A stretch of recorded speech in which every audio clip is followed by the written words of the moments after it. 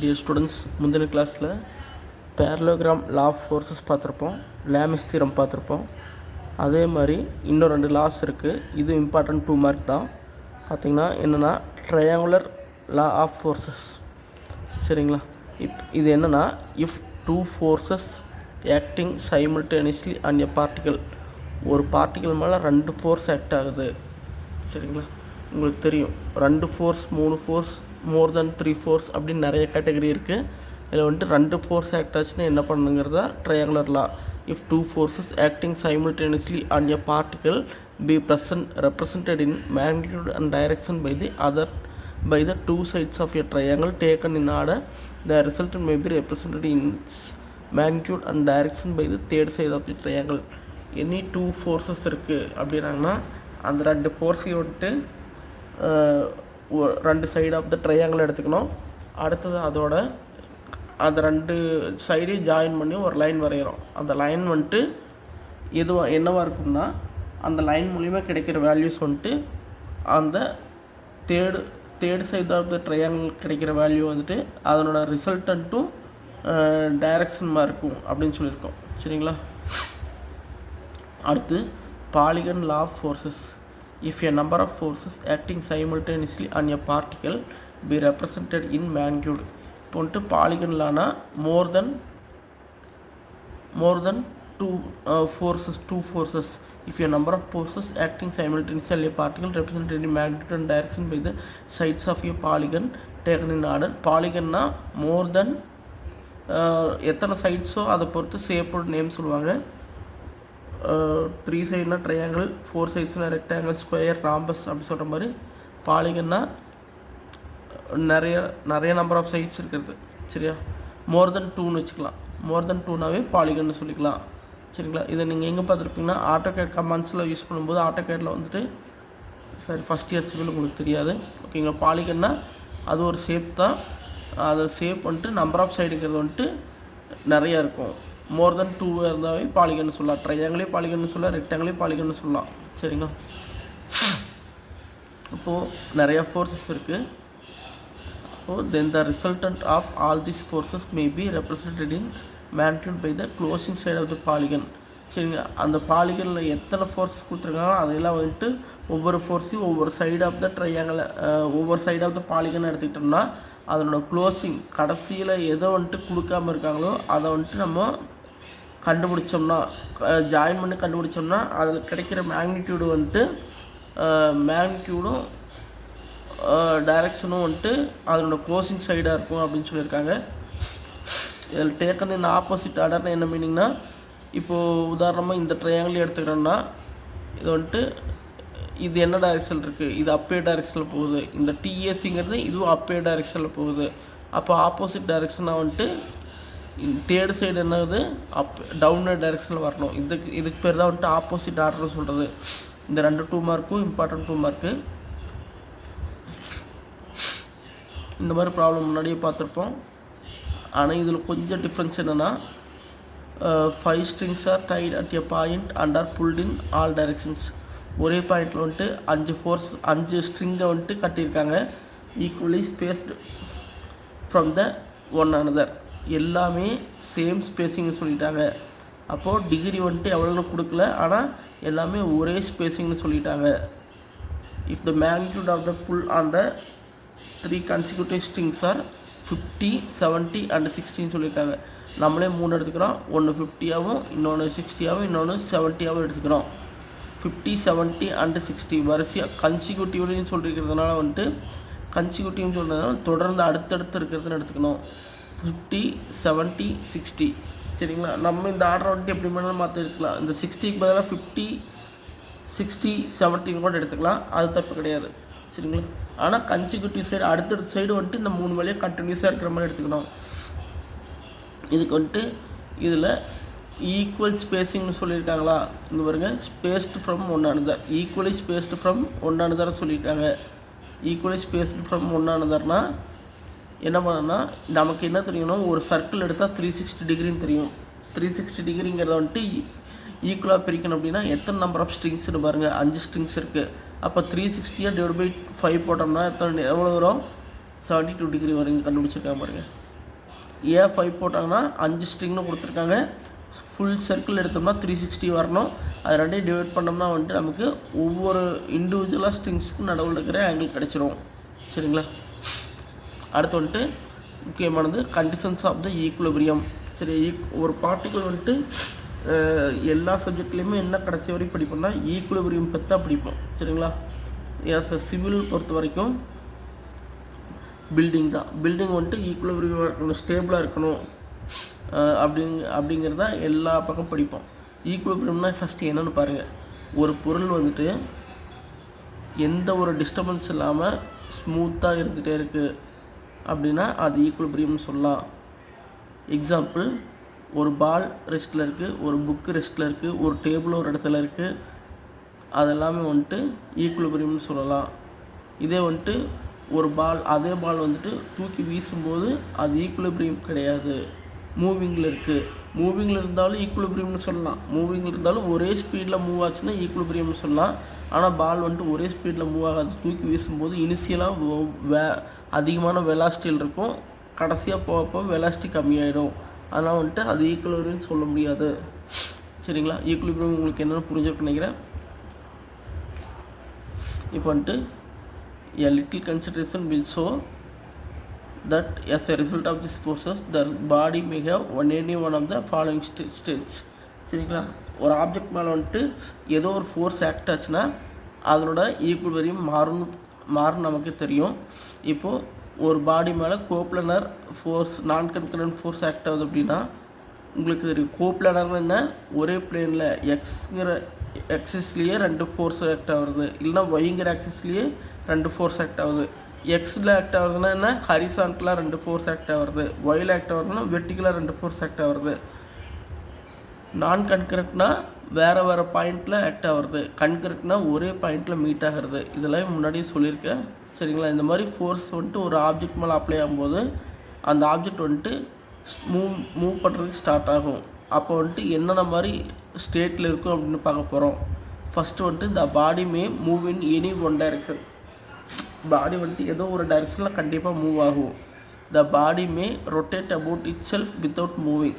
பாடி வந்துட்டு ஒரே இடத்துல இருந்துட்டு ரொட்டேட் ஆகிட்டே கூட இருக்கலாம். சரிங்களா?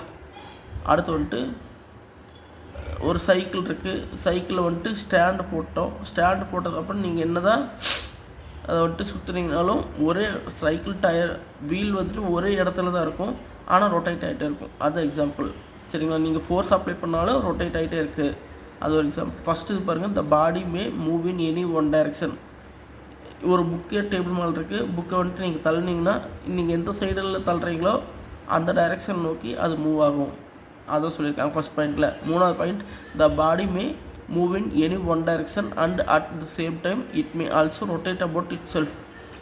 சரிங்களா? பாடி வந்துட்டு ஒரு டைரெக்ஷன் மூவ் ஆகும், அதே சமயத்தில் ரொட்டேட்டும் ஆகும். அப்படிங்கும்போது எக்ஸாம்பிள் பார்த்தீங்கன்னா, பாலையே தூக்கி வீசுனீங்கன்னா பால் வந்துட்டு அப்படியே போகாது, போகும்போது சுற்றிக்கிட்டே போகும். ஒரு பவுலர் வந்துட்டு பாலை வீசுகிறாங்க அப்படின்னா பால் வந்துட்டு போகும்போது சுற்றிக்கிட்டே போகுமா. ஸ்பின் பவுலிங்லாம் பாருங்கள், பால் வந்துட்டு ரொட்டேட் ஆகிட்டே போகும். அதை வந்துட்டு எக்ஸாம்பிள். அடுத்து வந்துட்டு the body may be completely at rest. சரிங்களா? நீங்கள் அப்ளை பண்ணுற எவ்வளோ அப்ளை பண்ணாலும் அந்த பாடி வந்துட்டு ரெஸ்ட்டில் கூட இருக்கலாம்.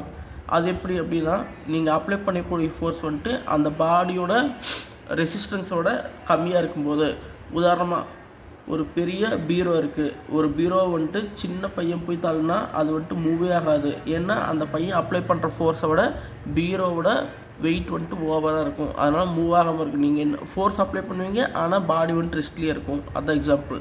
சரிங்களா? இப்போ இதில் பார்த்தீங்கன்னா மேஜராக வந்துட்டு 3 ஈக்குலிபிரியம் கண்டிஷன்ஸ் இருக்குது.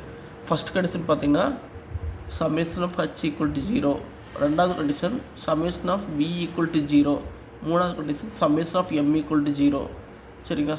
இப்போ நம்ம பார்த்துருக்கோம், இந்த இடத்துலையும் ஒன்று பார்த்தோம், கோப்ளானர் நான் கன்கரண்ட் ஃபோர்ஸஸ்னு பார்த்தோம். அப்படின்னு என்ன சொல்லியிருந்தேன், கோப்ளானர்னால் ஒரே ஆக்சிஸில் வந்துட்டு மோர் தென் 2 ஃபோர்ஸ் ஆக்ட் ஆகுது. ஒரே டைரெக்ஷனில் அப்பேடாகவே ஆக்ட் ஆகுறது, இல்லை டவுன்வேடாகவே ஆக்ட் ஆகுறது, ஒன்று அப்பேடு ஒன்று டவுன்வேடாக ஆக்ட் ஆகுறது, இல்லைனா ஒன்று ஹரிசான்டல் ஒன்று ஒன்று டுவர்ட்ஸ் ரைட் ஆக்ட் ஆகுது, இன்னொன்று டுவர்ட்ஸ் லெஃப்ட் ஆக்ட் ஆகுது, இல்லைனா ரெண்டுமே ரைட் சைடில் ஆக்ட் ஆகுது, இல்லைனா ரெண்டுமே லெஃப்ட் சைடில் ஆக்ட் ஆகுது. இது எல்லாமே வந்துட்டு என்ன சொல்கிறாங்க, ஒரு கோப்ளானர்னு சொல்லலாம். சரிங்களா?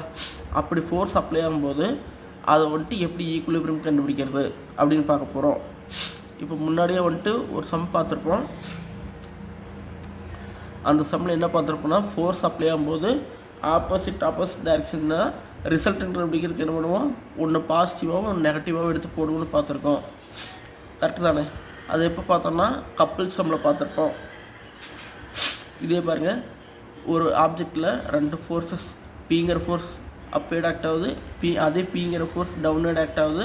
அப்போ வந்துட்டு என்ன பண்ணுவோம், இது வந்துட்டு ஈக்குலிபிரியமாக இருக்கும். அப்போ என்ன மீனிங்னா, இந்த பி வேல்யூ ஜென்ரேட் பண்ணுற அப்வேர்ட் மோஷனும் இந்த பி வேல்யூ ஜென்ரேட் பண்ணுற டவுன்வேர்டு மோஷனும் ஈக்குவலாக இருக்கும். அப்போது இது வந்துட்டு பாசிட்டிவ் பின்னு எடுத்துக்கலாம், இது நெகட்டிவ் பின்னு எடுத்துக்கலாம். இது ரெண்டையும் ப்ளஸ் பி மைனஸ் பின்னு போட்டிங்கன்னா ஈக்குவல் டு 0 ஆகும். 0 ஆச்சுன்னா அந்த ஃபோர்ஸ் அந்த ஆப்ஜெக்ட் வந்துட்டு ஈக்குலிபிரியமில் இருக்கும். சரிங்களா? ஒரு சம்மே சொல்கிற பாருங்க. இந்த சம்மை நம்ம பார்த்தோம். இந்த சம்மில் என்ன பண்ணோம், முன்னாடி பார்த்த சம் தான். 2 ஃபோர்ஸ் ஆக்ட் ஆகுது. ஒன்று வந்துட்டு ஏங்கிற ரெண்டில், இன்னொரு இது பிங்கிற ரெண்டில். ஒன்று வந்துட்டு 50, இன்னொன்று 100. இதுக்கு ரிசல்டன் கண்டுபிடிக்கணும். என்ன பண்ணுவோம், ரெண்டுமே டவுன்வேர்டாக இருக்குது, அப்போ ரெண்டுமே ஆட் பண்ணிக்கலாம். சரிங்களா? இதில் பாருங்கள், ஒன்று டவுன்வேர்டாக இருக்குது, இன்னொன்று அப்வேர்டாக இருக்குது. அப்போது ஆப்போசிட் சைன் கொடுக்கணும். 400க்கு ப்ளஸ்ன்னு வச்சுக்கிட்டோம்னா 100க்கு மைனஸ்ன்னு வச்சுக்கிட்டோம்னா நமக்கு வந்துட்டு ரிசல்டன்ட் எவ்வளோ வரும், 300 வரும். இந்த மாதிரி கண்டுபிடிக்கிறதுக்கு பேர் தான் summation of V equal to 0. Vertical, இதெல்லாம் வெர்டிக்கல் ஃபோர்ஸஸ், அதனால் summation of V equal to 0ன்னு சொல்கிறோம். சரி, புரியுதுங்களா? ஏதோ ஒரு அப்பேட பாசிட்டிவ் டவுன்வேர்ட் நெகட்டிவ்னு வச்சுக்கலாம், இல்லை டவுன்வேர்டு பாசிட்டிவ் அப்பேட் நெகட்டிவ்னு வச்சுக்கலாம். சரிங்களா? அது ப்ராப்ளம் கிடையாது. ஆனால் ரெண்டும் ஆப்போசிட் டைரக்ஷன் இருந்ததுன்னா ஆப்போசிட் சைன்ஸை கொடுக்கணும். அது மட்டும் ஞாபகம் வச்சுக்கோங்க. ஆப்போசிட் ப்ளஸ் அண்ட் மைனஸை கொடுக்கணும். சயின்ஸுங்கிறது என்னென்னா ப்ளஸ் மைனஸ் தான் சயின்ஸுன்னு சொல்கிறேன். SIGNS சயின்ஸ் கொடுக்கணும். சரிங்களா? புரிஞ்சுங்களா? இது வந்துட்டு நம்ம பார்த்தது summation of V equal to 0. ஏன்னா அது வெர்டிக்கல் ஃபோர்ஸஸ், அதனால் V ஈக்குவல் டு 0. அதே மாதிரி ஹரிசாண்டல் ஃபோர்ஸஸ்க்கு இருக்குது. ஹரிசாண்டல் ஃபோர்ஸ்னால் என்னென்னா டுவர்ட்ஸ் ரைட் சைடு ஆக்ட் ஆகும், இல்லை டுவர்ட்ஸ் லெஃப்ட் சைடு ஆக்ட் ஆகும். அதுக்கும் அதே தான். ரைட் சைடில் ஆக்ட் ஆச்சுன்னா பாசிட்டிவாகவும், லெஃப்ட் சைடில் ஆக்ட் ஆச்சுன்னா மைனஸாகவும் எடுத்துக்கலாம். இல்லைனா லெஃப்ட் சைடை வந்துட்டு பாசிட்டிவாகவும் ரைட் சைடு நெகட்டிவாகவும் எடுத்துக்கலாம். எப்படியெல்லாம் எடுத்துக்கலாம். சரிங்களா? நெக்ஸ்ட் ஒன்று வந்துட்டு algebraic sum of moment equal to 0ன்னு ஒன்று இருக்கும். Summation of M equal to 0. இப்போ என்னென்னு பார்த்தோம், சம்மேஷன் ஆஃப் Vக்கு வந்துட்டு டயக்ராம் பார்த்தோம். சம்மேஷன் ஆஃப் வச்சுக்க நமக்கு டயக்ராம் இல்லை, ஆனால் சொல்லிட்டேன். என்ன சொல்லியிருக்கேன், ரைட் சைடு நோக்கி மூவ் ஆகிற 2 ஆப்ஜெக்ட், இல்லைன்னா லெஃப்ட் சைடு நோக்கி மூவ் ஆகிற 2 ஆப்ஜெக்ட், அதெல்லாம் வந்துட்டு ஹரிசாண்டல் எடுத்துக்கலாம். மூமெண்ட் அப்படின்னு வரும்போது clock wise moment, anti clock wise moment முன்னாடியே பார்த்துருக்கோம். கிளாக் வைஸ் மூமெண்ட்னா கெடியாரம் உள்ள எந்த டைரக்ஷன் சுற்றுதோ அது வந்துட்டு கிளாக் வைஸ் மூமெண்ட். அதுக்கு ஆப்போசிட் டைரக்ஷன் சுற்றினா ஆன்டி கிளாக் வைஸ் மூமெண்ட். இந்த ரெண்டுக்கு வந்துட்டு ப்ளஸ் மைனஸ் மாற்றி போட்டோம்னா அதை வந்துட்டு summation of M equal to 0ன்னு சொல்லுவோம். சரிங்களா? இதெல்லாம் வந்துட்டு ஈக்குலிபிரியம்னா என்னென்னு படிக்கிறது. ஈக்குலிபிரியம் கண்டிஷன்ஸ், அந்த 3 ஈக்குலிபிரியம் கண்டிஷன்ஸ் கேட்டாங்கன்னா இந்த 3 எழுதணும். என்னென்னு எழுதணும், summation of M equal to 0, H equal to 0 அண்ட் V ஈக்குவல் டு 0. சரிங்களா? டெஃபினிஷன் வேணாலும் இந்த இது படிச்சிங்கன்னா உங்களுக்கு புரிஞ்சிடும்.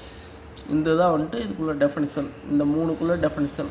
நான் இப்போ சொன்னதெல்லாம் அப்படியே வந்துட்டு அவங்க டெஃபினேஷன் மாதிரி கொடுத்துருக்காங்க, அவ்வளோதான். சரிங்களா? இப்போ ஈக்குலிபிரியம்னா என்னென்னு தெரியும். ஈக்குலிபிரியம்னா ஒரு ஆப்ஜெக்ட் மேலே ஃபோர்ஸ் அப்ளை ஆகும்போது அது வந்துட்டு நிலையாக ஒரே இடத்துல இருக்கிறது, இல்லைனா ஒரே சீராக மூவ் ஆகிறது. எப்படி இருந்தாலும் அது வந்துட்டு ஈக்குலிபிரியம்னு சொல்லலாம். அது வந்துட்டு நிறைய டைப்ஸ் இருக்குது. அதான் 3 டைப்ஸ் மெயினாக இருக்குது. சரிங்களா? அது 3 டைப்ஸ் கொண்டு டயக்ராம் தனியாக பார்த்துக்குவேன். Stable equilibrium, unstable equilibrium, neutral equilibrium. நல்லா இந்த டயக்ராம் பார்த்தாவே தெரிஞ்சிடும். டயக்ராமில் பாட்டமில் இங்கே இருக்கு இல்லையா, அந்த சர்ஃபேஸ், இந்த சர்ஃபேஸ் பாருங்கள். அந்த சர்ஃபேஸ் பார்த்தாவே உங்களுக்கு புரிஞ்சிடும். இந்த மாதிரி ஒரு ஆப்ஜெக்ட் இருக்குது.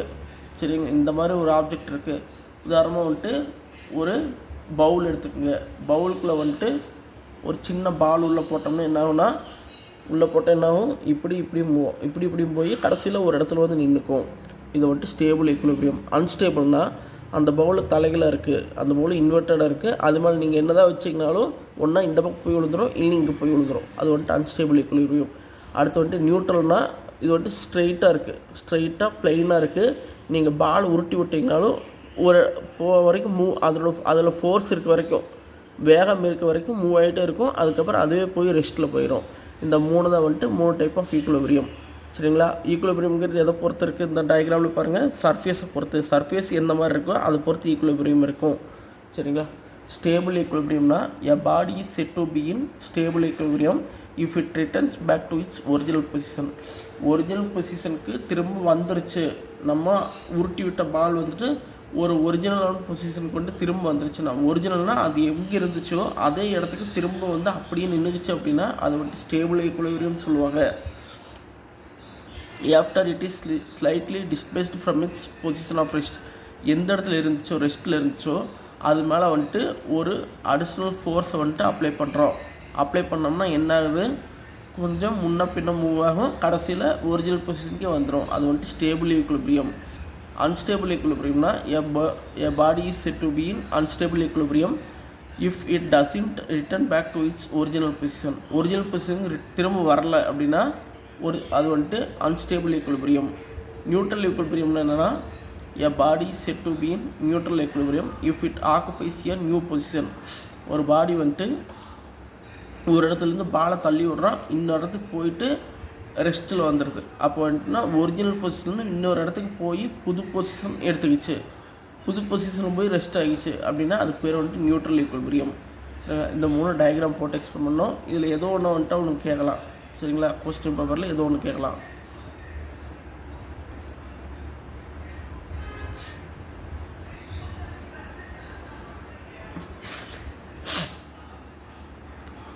நெக்ஸ்ட் அடுத்த கிளாஸில் வந்துட்டு அடுத்த டாபிக் ஸ்டார்ட் பண்ணலாம். சென்டர் ஆஃப் கிராவிட்டின்னு இருக்கும். சரிங்களா? Centre of gravity, moment of inertia எல்லாம் வரும். அதை 4 ஸ்டார்ட் பண்ணி என்ன பண்ணுறது பார்க்கலாம். தேங்க்யூ.